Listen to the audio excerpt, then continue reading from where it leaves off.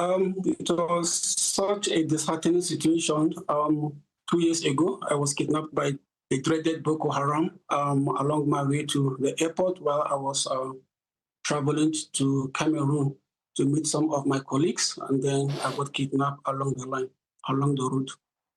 And you were held for how long? 12 days. Okay. And there are many people, especially young girls, who have been kidnapped by Boko Haram, put into forced marriages, forced conversions. They're still in captivity. The situation there is quite dire. You heard what President Trump has said.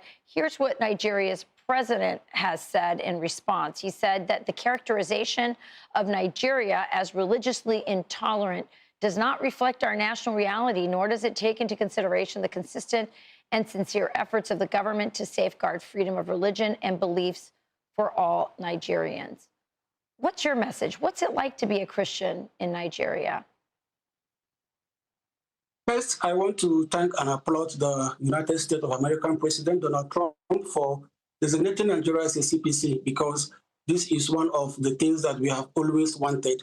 For the message of the Nigerian president, that I think at this point, I will say that there is a time when propaganda has no appeal, where propaganda has lost an appeal. And this is actually the time, because whatever is happening in Nigeria at this moment, I will say that Nigeria is the worst place to be as a Christian, like the worst place in the whole of the world to be as a Christian, because you wake up every day with news of killings.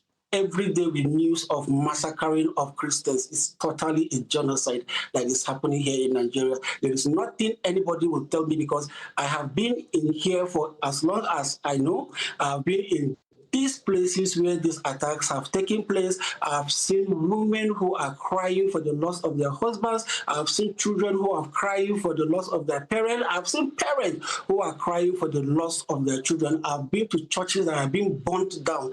These are not things that I've heard from the news or someone telling me. This is something that I witnessed somewhere. I've been myself. I've witnessed where terrorism is at the highest point, where people are killed and slaughtered like chickens every day. Paul, I don't have a lot of time left, but I just want to ask you one last question. How have you and other Christians kept the faith during this persecution?